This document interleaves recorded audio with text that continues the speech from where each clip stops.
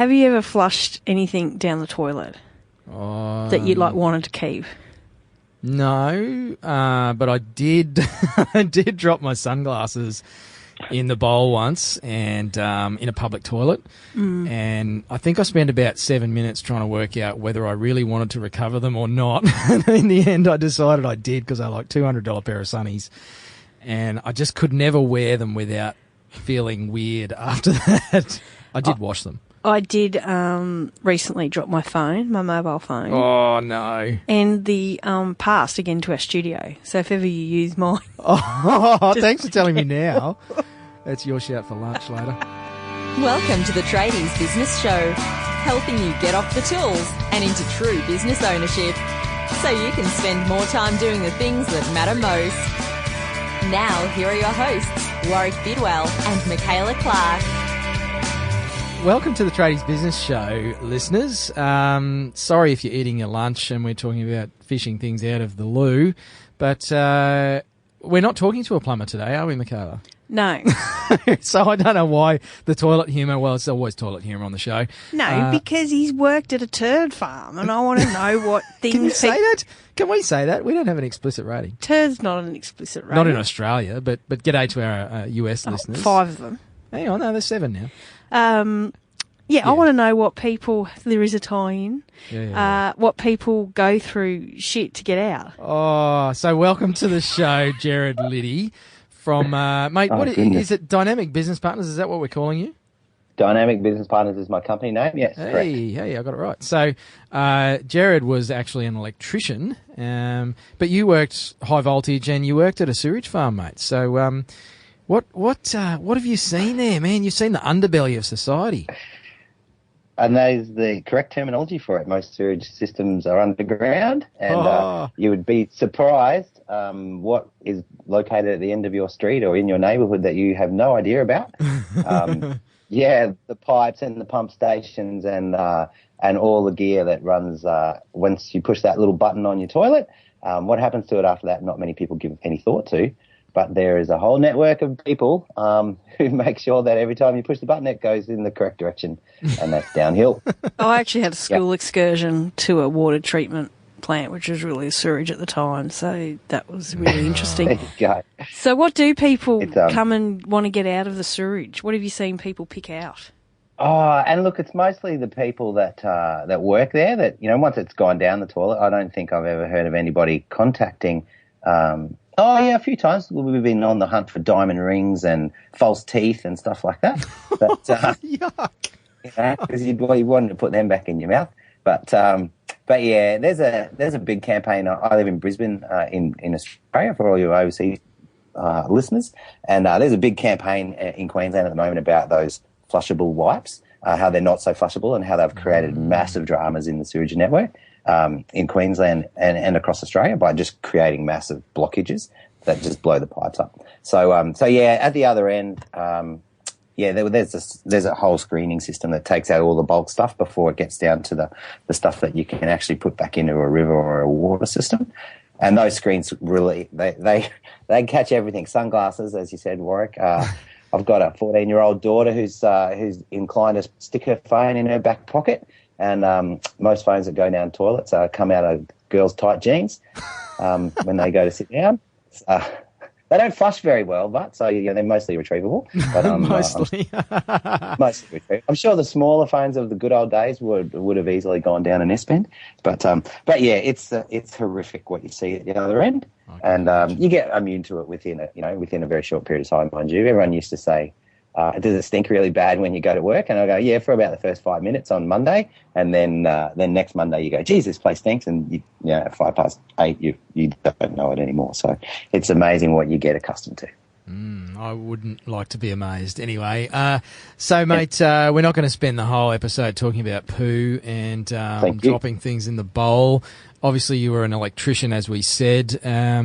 You come from a trade background. Give us a bit of, if I met you in a bar, I wouldn't be trying to pick you up, that's for sure. But, I said, so who are you? What do you do? Give our listeners a bit of background, mate.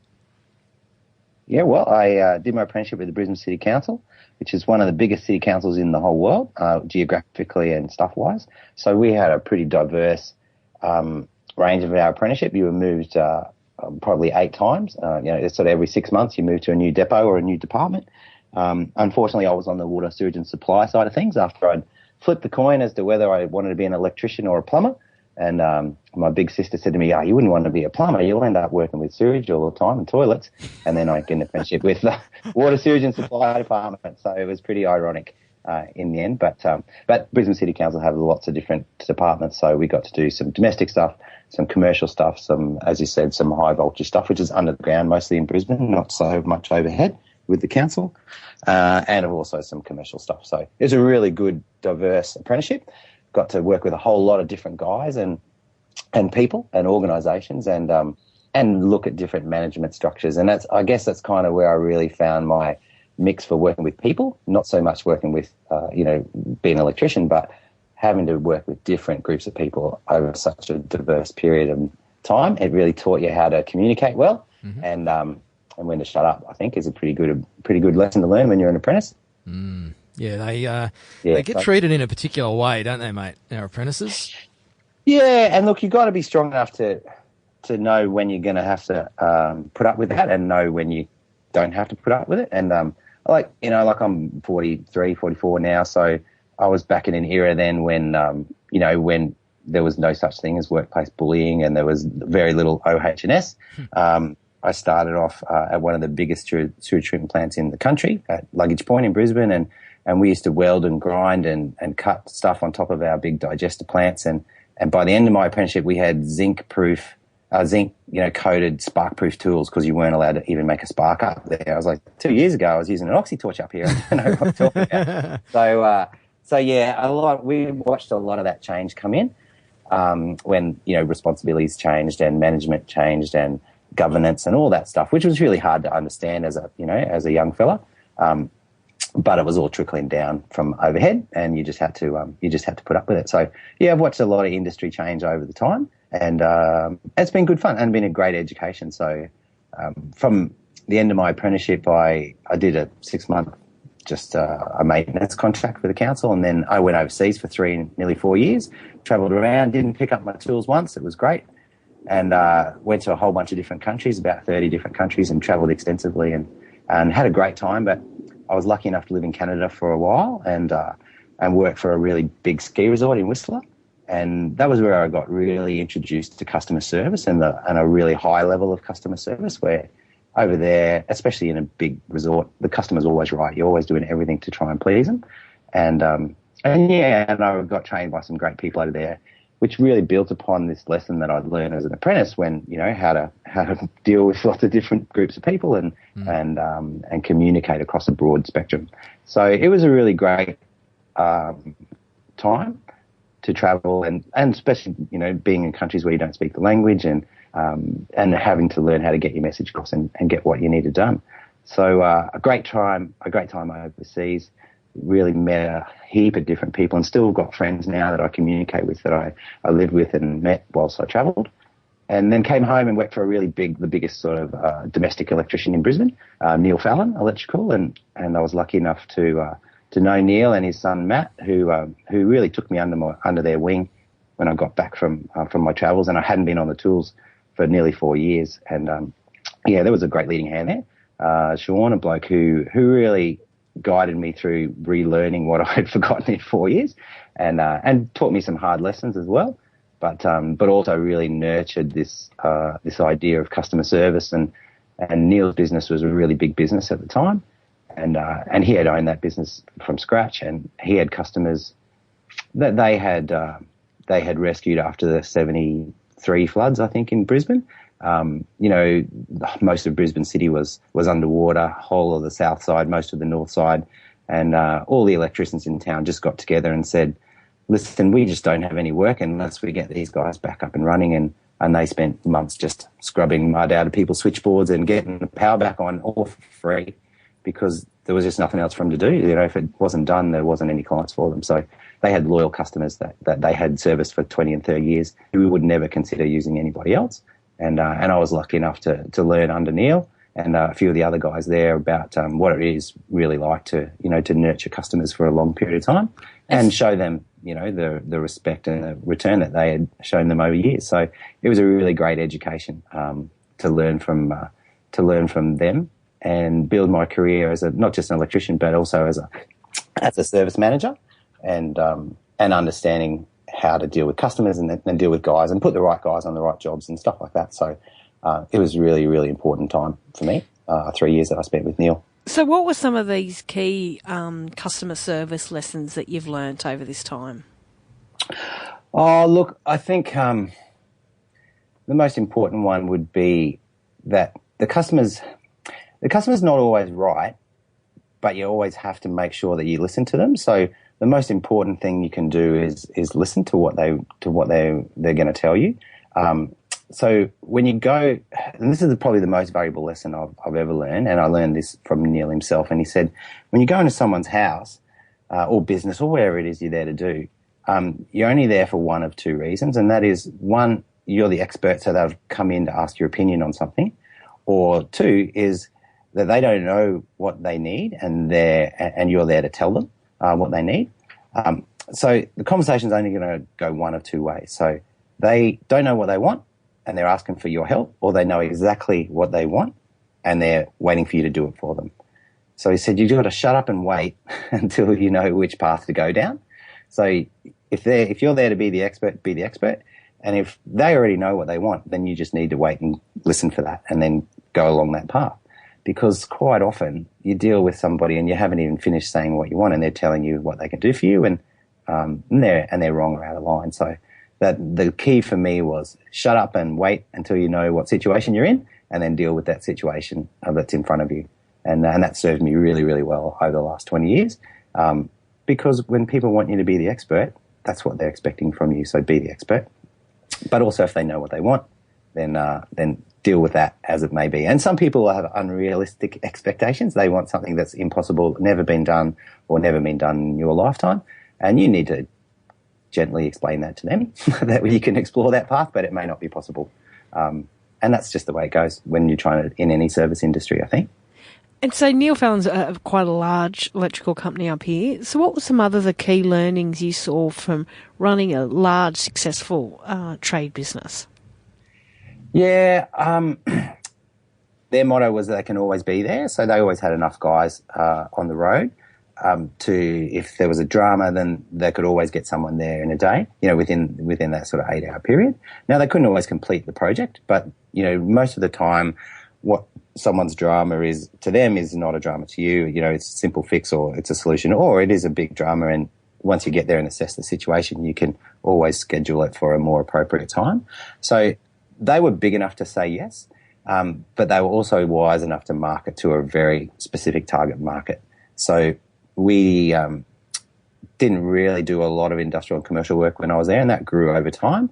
Now they're I should probably put in there that Neil has since sold the business. They're continuing to use his name, and they've been bought by a really big company, and they've branched out to plumbing and electrical and solar and water tanks and all that sort of stuff. A really smart move for that company because it had such great brand awareness here in Brisbane and Queensland.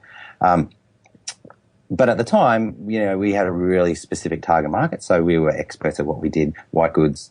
They also owned a company that did most of the TV aerial installation work before digital TV came in. White goods and domestic electrical stuff. And we were just, we were good, we were fast, and we could get there today. But also, they certainly weren't the cheapest. That's one of the things that a lot of the criticism was around. But people weren't interested in the price when they were interested in the service. And that was one thing that Neil always stuck to, was that he knew that if we could be there today, we're going to be better than the guy that can't be there till next week. And we always turned up. That was the thing. We always turned up.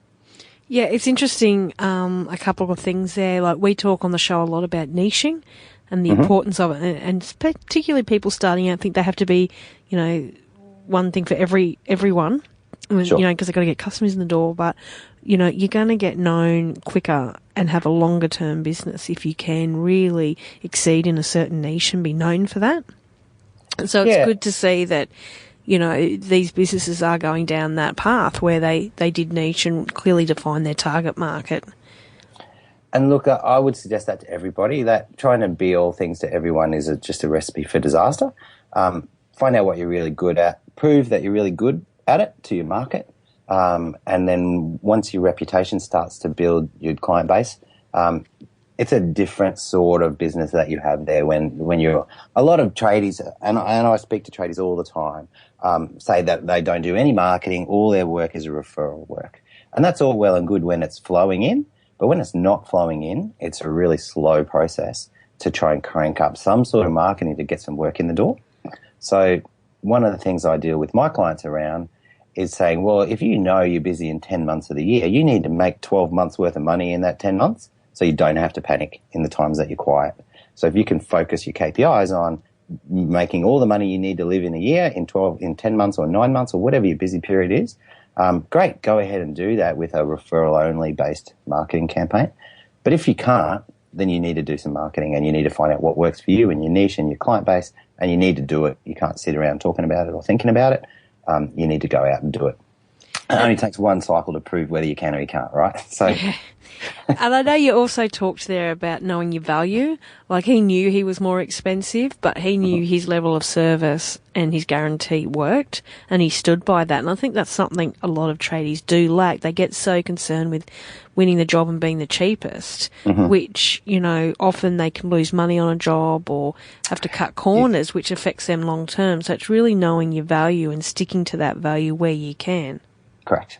And look, one of the smartest things Neil also did was we always got paid. So we got paid on the day for every job. And they really specialised in domestic stuff. But the ladies in the office who ran the office, they knew every time a job was booked, they would say to the customer, and how will you be paying for that today?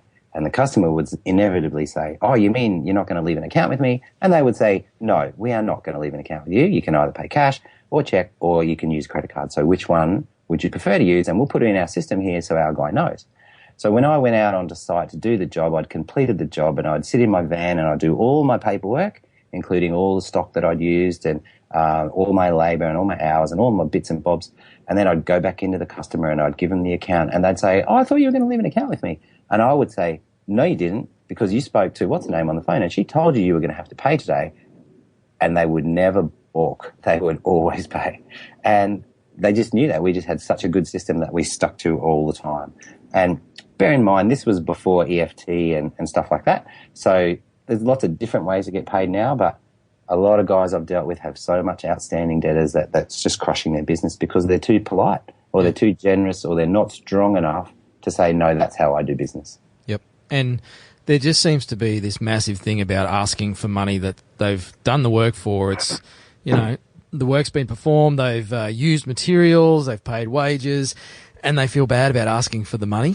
And I know that comes back to the self-value thing, but, you know, it really is something that, you know, we need to get over that as business owners in general, not just as tradies. Correct. Yeah. And that comes back to a bit of training when you're young. And, like, look, one of the things that Neil T. Fallon had in common with a lot of other great companies that I've worked with is that they had a really good system to follow. And if you didn't follow the system, then you weren't part of the team. So that was how I was trained by him and his crew. And there was just no two ways about it. So I didn't have an option to ask for the money. There just wasn't an option. That was how you did it. And I think a lot of guys now don't go through that process of actually coming up with a system and documenting that system and following through with it and training their guys on it, or girls, around there's no question about it. This is a non-negotiable. This is how we do business. And one thing we did was train, when I worked for Fallon's, was we trained our customer around that too. And once the customer understood it, there wasn't any problems. Yep. So, Gerard, what was behind your decision to leave the industry, mate, and I guess transition into what you're doing now, which is, same as me, essentially, mate. You're a business coach. Yeah. What was behind that, mate?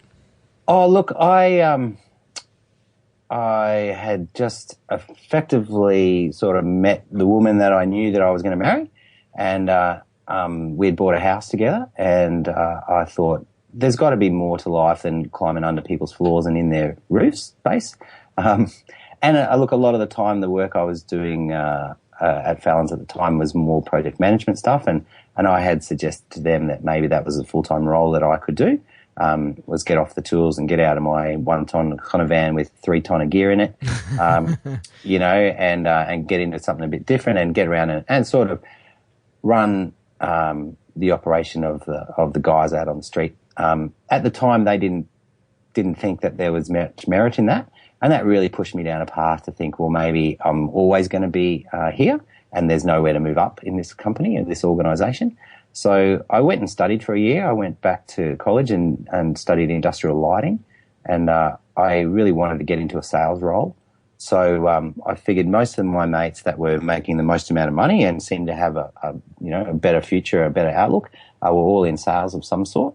So I knew that I had a really good base in customer service, and I was really good with people. And one of the best, I guess, critiques I've ever had in my life was getting called into Neil's office, and he said, "You need to tell me what you're doing differently, because you're the only guy on our crew that people ring up for and ask for by name." And we had 14 guys on the road, probably a bunch of apprentices, and that was a real shock to me. That he'd pulled me aside to say that. And he said, "So tell me what you're doing." I said, "I don't know what I'm doing." And he said, "Well, go away and find out and come back and we'll tell everybody else to do it." And of course we all know it's not that simple. There was a whole lot of factors in that, and all my travel and the different jobs I'd had taught me that skill. And you can't teach that to some people. So I knew that I wanted to do something different. I went and studied industrial lighting for a year, and then I got a lead into another company that was just starting here in Brisbane called EcoSol. And they were a stormwater filtration device company. And with my background with water, sewage and supply with Brisbane City Council, I applied for a project manager's job with them, which I was not even remotely accredited for, right? I just thought I'd just chuck my hat in the ring. They met me, said, "Mate, you're dreaming if you think you could do this job." And I said, "Yeah, I know, but I'm just, I'm getting out there trying to find something new to do." And they said, "Oh, good on you, but, this is just not for you." And then about 3 months later, they rang me back and said, "Listen, you applied for this job, which you weren't suited for, but we've got a salesman's job, if you'd like to come and have a chat to us about it." So I went in and met with them, and they said, "We'd like to give you a shot at this job." And I said, "Oh, I'm an electrician by trade. I'm not really, I'm not really this." And they said, "Oh, look, we can teach you everything you need to know about this product and this industry, and we think you can learn it pretty quickly." And they gave me a shot. So I started off as a sales rep for those guys. And the bloke that they did hire as the project manager's job, a great bloke called Greg O'Sullivan, who lives here in Brizzy and owns a good construction company now. He was a plumber by trade and took me under his wing again. And he was probably my real second mentor, and taught me an enormous amount about the industry and about how construction works, as opposed to just being, in the electrical side of things, but how construction works. And yeah, really went on to a great career with those guys, in that after about a year, I became the Queensland manager to run the Queensland office. And it was at that time that I was lucky enough, my younger sister, had just been approached by a big coaching firm and had started her business coaching career. So when I got this job as a Queensland manager, I said to her, "I haven't got a clue what I'm doing, and you want to try some of that coaching business out on me?" And she said, "Yeah, because I haven't got a clue what I'm doing either." So sounds like most business coaches. So let's have a crack. Ooh. And anyway, so over the next 18 months, she really pointed me in the right direction around how to set up systems and how to build a model that could be replicated. And the first step in that was reading Michael Gerber's book, The E-Myth. And that was the very first foray I'd ever had into sort of personal development, business management, that sort of stuff. And that book opened my eyes dramatically to a whole new world that I had never been approached by or never been in. But also I really assimilated with it. My wife would probably say I'm fairly anal. I'm pretty obsessive compulsive. And so having a really good system to follow really worked for me. And so when I read that book a couple of times and started to build my model out of it, and I sat down with my coach at the time and said, "This is what I got out of it." And she said, "Really? I don't get that out of that at all." And because you get what you need to get out of it, I think. And everyone I've ever spoken to who's read that book, and I've given that book to hundreds of people, they all get whatever they need to get out of it. And it's whatever they needed at the time. And so we built a model in the Queensland office that outstripped the rest of the country put together in that company. And so we outsold everybody else put together, and we were really the backbone of that company. And so in another 12 or 18 months, I moved up to being National Sales and Marketing Manager. But once again, I found that there wasn't anywhere else to go in that business, and that my model was different to the model that they were using above me. And it really didn't match what I had learnt and been taught over sort of the previous couple of years. So we agreed to go our separate ways, and which was lucky, because if I hadn't agreed to, I would have been going my separate way anyway. So they took me on, then taught me a whole bunch of stuff, and then I went on to coaching after that. So fast forward a bunch of years, mate. How long have you been business coaching, Gerard? This will be 13th or 14th year now. I think I started in 2003. So yeah, this is my 13th year. Cool, mate. And so what do you see are the key drivers for successful small business, and particularly those that are in this building construction area? Look, I think you've got to get really clear on what you want to get out of it at the other end. And if you're not working towards a specific goal, and whether that be a financial goal or a time-based goal or a commercial type goal, then it's really hard to motivate yourself to do the things that you have to do, not the things that you want to do. And look, everybody hears all the stories about companies that go broke and leave massive debtors and projects unfinished and stuff like that. A lot of that is based around always saying yes to everything, and not getting paid on time. And I mean, we all know that the construction industry is pretty ruthless, and especially the bigger end of town, and that you don't get a say. You just have to, fit in with the crew. But you need to be really clear on what you want to get out of it. And if you can define what your outcome is, then it's much easier to build a platform in front of it to deliver that.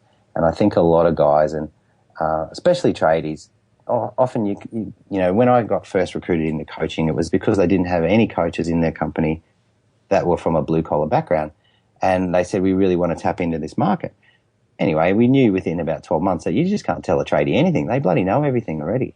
So you've got to realise what your limitations are, and get some help in the areas that you best need help. So business coaching's gone through some interesting phases in its history, particularly here in Australia, but certainly globally. Mm-hmm. I think it's, the industry itself has reached a stage of maturity where I think, lots of people know of business coaches. They've either had one, they know someone who's had one, they've read a media story about a coach, or, probably lots of bad experiences, but then there's lots of good experiences like any industry. Yeah. What's been some of your own challenges, I guess, Gerard, in terms of taking yourself to market as a coach, and what's been some of the well-received attitudes from business owners, and perhaps some of the flip side of that, the negative stuff? Sure. And look, I think any coach in any industry, whether it's a sporting coach or a business coach or whatever, is always judged by the results that they get with their clients. So the number one thing you need to realize is, what is your client trying to achieve? And for me, the biggest challenge is often when I sit down with people, they haven't ever defined that. So once we can define that, then we can put some metrics behind it to say whether it's doable or not. And look, I think if you go and read any success story of any business owner, they have never done it on their own. They've always had somebody there to keep them accountable, or to point them in the right direction, or to give them feedback, or whatever they can, whatever they need at the time. As a business coach, a lot of the main component that I provide is accountability. So it's a realistic gut check sometimes to where people want to be, especially when you own your own business. It's hard to be accountable to somebody because you don't have to be. I guess that's the number one reason, is you don't have to be. You're the boss, so you make the decisions, whether good or bad, and you live with them, good or bad, and you share them, good or bad. And a lot of people, like gamblers, you never hear of their losses, you only hear of their big wins. A lot of people are losing a lot of the time, and it gets to the point where they have to decide whether they want to stay in business or not stay in business.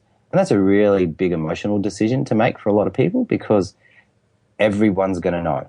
I guess that's the hardest part, is that if you had your own business now, or in the past, or for a year or a couple of years, and now you work for someone else, a lot of the fear is people think that you've failed and that you think that people think that you failed. That's the biggest, hardest part. And that's why a lot of business owners chuck heaps of good money after bad money trying to stay afloat, because their ego is telling them that if they quit, everyone's going to know they quit, and that means they failed, and then they're not as good or bad or beautiful or smart or whatever they thought they were going to be by owning their own business.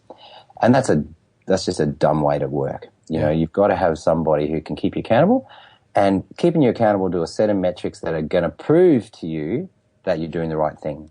So if you were trying to lose weight and you're working with a personal trainer or a dietitian or any of the big companies we know that help people lose weight, and you weren't losing weight, you were actually gaining weight, it would be fairly obvious that that program's not working for you. Is that fair to say? Yep. Yeah, it is. It's fair to say, right? Because the metrics have got to support the outcome, the end goal. So as a business coach, I've got to say, oh, okay, well, I know I need to work with X amount of businesses at any given time for me to just break even, right? To pay my bills and send my kids to school and never have to say to my wife, I can't afford that, or we can't afford that, because that's the worst thing that a bloke has to say when he thinks of himself as a provider, is that, well, I can't provide. So if you know that base metric is I pay my taxes and I pay my bills and I clear my credit cards every month, and that number equals X. Okay, well, there's a good number to start with. Most people don't even know the number. There's one number that drives most businesses, I believe. And when I scratch across the surface of any business, we can identify what that number is. And that number might be how many times the phone rings, how many times the email pings, how many times I get out and knock on people's doors, or whatever it is that's going to drive your entire business, and it can come back to one number. And once we identify what that one number is, then we can put the systems in place to make sure that number delivers, and do the work in the background and make sure that it's going to continue to do it. Because once we break that number down, there's usually a series of things that are required. And people haven't gone to that much depth in their business. And the classic line is, all my work comes from referrals. Yeah. So when you hear that, you go, okay, well, I bet you don't know what your number is. Oh, yeah, my number is how many referrals I get per month. You go, great. Well, how many do you get? Well, I don't know. They've never even measured it, right? They don't know what their break even is, or they don't know what their those basic metrics are in their business to stay afloat. And you don't find out till it's too late, till you can't pay your bill, and you go, oh, what? And the tax department says, actually, you owe me $60,000, and how are you going to do that? And you go, I don't know. And they say, well, we'll give you a wind-up notice, because they're only going to be nice to you once. That's the thing, right? And not twice. So, yeah, once you find out what those metrics are, then you can decide whether you want to stay in business or not. Because, if you cut hair and you know how many people's hair you got to cut every week or every month, then you're onto a good thing. That's the same as if you're a plumber or electrician or a brickie. There should be a metric that tells you that you're on the right path. So, Gerard, what's some of the biggest, lessons that you've had to teach business owners, or you've been fortunate enough perhaps to teach business owners over the years? Those really impactful things that, in my experience, often it's the simple things that can have the greatest impact. But what about you personally, professionally, mate? Like, what's some of those for you? Oh, certainly the number one is know your numbers. So you just got to know your numbers. You've got to know how much your lifestyle costs, the lifestyle that you want to live, and then you've got to add that to your business costs, and then you've got to say, well, there's the number that I need to make. And if I can't make that every month or every quarter, then I've really got to reconsider what I'm doing. A lot of people don't understand the long-term effects of going broke. So if you're going to go into business and it's not going to work and you can't make it work, well, then the sooner you get out, the better. So the hardest lesson I've had to teach people is you should get out of business. You are not cut out for this. You don't have the right mentality or education or bits and bobs, whatever it is, confidence.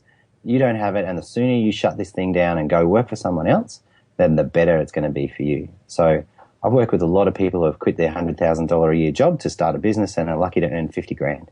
And, you just go, well, why are you doing this? Oh, well, it's a lifestyle choice. So, well, yeah, but it's not working for you, So when you're the business owner, you have the most amount of risk in your life, right, when you're a business owner. So you should also inversely have the most amount of reward. And that's how I measure a lot of success with my clients, is to say, well, hang on, you've got all this on the line. What's your reward for that? And if your reward is, 4 days holiday a year, and going prematurely grey and now you're obese, well, that's not a really good reward, right? You know, if your relationship is on the rocks because you're always working or you haven't been to one school athletics carnival, well, maybe your priorities aren't correct. And I'm not saying that having a job would be much different, but it might take away a whole bunch of the precursors that lead to a really bad situation, you know, in 5 or 10 years' time, which might be health related, which might be financially related or relationship related, which they're not thinking about now because they're too busy worrying about their business. So the hardest lesson is, are you cut out for it? And then the easiest lesson is making the decision after you've realised you are or you aren't, right? Because if you're going to go all in, well, go all in, you know, but go all in with 100% commitment to it. That's what all in means. And give yourself a timeline. One of my most successful, I guess, endpoints with a client was his wife, right from the beginning, said, we're going to put a timeline. You've got a really good job now. You want to go and try this thing because you think there's something in it. She said, what's a timeline that we can work on? 2 years. We agreed to 2 years was the timeline. At that 2-year point, she said, on the day, it's not working. You need to shut this thing down. Your children need a dad and your wife needs a husband, and you need to stop fooling yourself that this thing isn't working. And it wasn't working, and he was determined to keep going. And he said on that day, you're right, we've gone to our timeline. It hasn't worked, so I'm going to go back to my career. And he did, and he was happy that he did, but he was also happy that he gave it a shot, because a lot of people don't, you know, and they always regret it. And they always regret, you know, and they're living in this future loop that my life would have been better if, and they never can resolve that. And then there's resentment. But he gave it a shot, and she gave him permission to give it a shot. It didn't work, and they honoured their agreement, you know, and that was a really great result for both of them. I mean, I've worked with companies that the owner has gone on to have the company fully under management, now gets to play in the business in the bit that they truly love. And that's a thing I think a lot of business owners miss out on, is when they start a business, they start doing something that they really enjoy doing, like building or being an electrician or being a plumber, whatever. And as their business grows, they move further and further away from the bit that they love doing in the first place. And so now they've spent all their time in the office doing paperwork or bookwork or whatever. They hate all that. They never wanted to do that. And they move further and further away from it, just getting more and more resentful. So, yeah, I've worked with some great business owners who've been able to go back and do the bit that they love in their business, and their business has thrived because of it, because the systems are in place, the people are in place, the money's coming in, and now they can enjoy either their wealth or they can enjoy doing what they like to do. And one thing I've learnt from tradies is they're not real good at doing nothing. They've got to be doing something, and sometimes that something isn't productive for the business. So true. Yeah. So, one thing we love to ask our tradies is, if you had 1,000... not ask our tradies, ask our guests. Mm-hmm. Idiot. Well, he happens to be a tradie. Well, yeah, okay. Do you ever stop being a tradie? Like, if you leave the trade, does it... You know what? It's really nice to go and do a little love job every now and again for somebody. You know, my mum still tells all her friends that I'll fix stuff for them. And, you know, and doing little bits and bobs around the house. I think it's, you know, I don't think you ever really hang up your tool belt. And it's nice to have a tinker every now and again. But often enough you go, oh, look, I've had enough of that. So you never stop the mentality of knowing better than everybody else and wanting to do it better, I think. You know, especially I was at Bunnings on the weekend, and this guy was standing in the electrical department and he didn't have a clue what he was doing. And I was like, just walk away, Gerard, just walk away. Yeah. And I did. I was pretty proud. I didn't even have a sausage. I walked out of there and missed out on a sausage and bread. Jeez, mate. Wow. That's impressive stuff. So if you had 1,000 tradies in the room, what would be the one piece of advice that you'd like to give them about growing their business? Oh, first thing I'd tell them is know why you're doing what you're doing, right? So have an end point, say working towards something. You know, whether it be some sort of... Look, a financial goal is a really easy one to measure. That's the thing I tell all of my clients, is that I can't guess whether you're happy or not. You can tell me whether you are, but I can't measure that. But I can look in your bank account if there's heaps of money in there, and I can look at if you only work 6 months of the year because you had the other 6 months on the back of your nice Riviera boat that you bought last year. Well, I can measure that, right? So have some measurable KPIs that you can keep an eye on, but you're also kept accountable to. So I'd definitely have someone that you're accountable to, whether it be a coach or a partner or somebody. Definitely have someone you're accountable to, and definitely have some measurable KPIs that you're responsible for. Cool, mate. There's business coaching 101. It's just busted down to 2 simple things. I like it. Mate, thanks for coming on the show. Always great to chat to, well, real tradies, but always interesting to hear from tradies like yourself, mate, who have transitioned into some other role. And for you, you've sort of jumped on the other side of the desk to work with business owners as a mentor and a coach. And I know you've received a bunch of awards in your 13 years, mate, and you've achieved some pretty amazing things with clients as well. So great to hear from you, mate, and thanks for your time on the show today. Oh, look, thanks so much for having me, and I wish you guys all the best, and anything that we can do to make those guys that are building this country of ours out there a little better off, I'm right behind.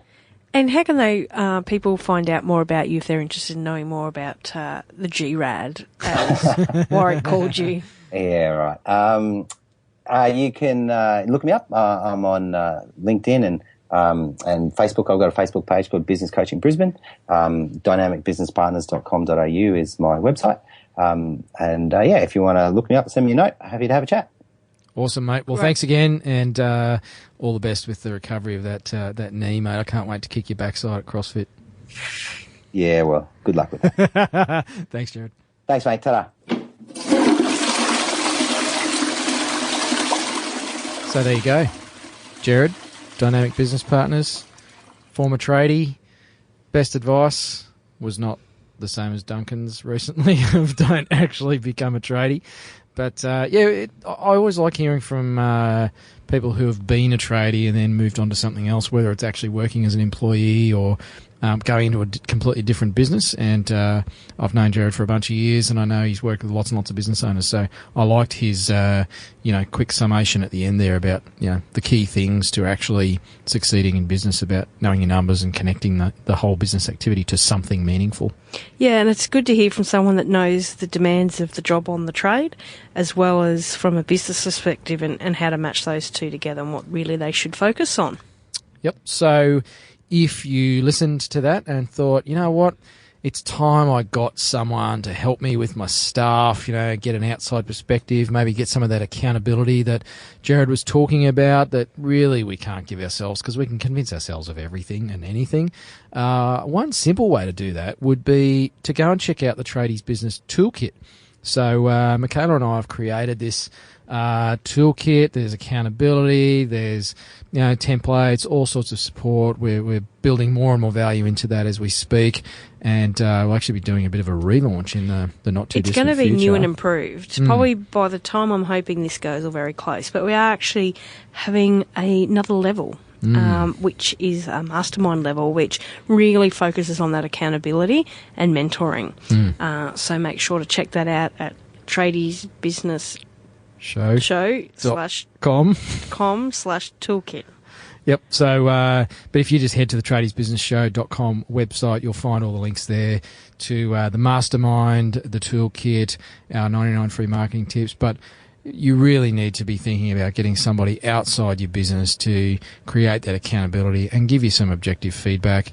And it doesn't have to cost a lot of money. So, carton of beer a month, and you can get us in your corner. So, anyway, thanks for tuning in. Until our next mind-blowing episode, take care and hooroo. Bye.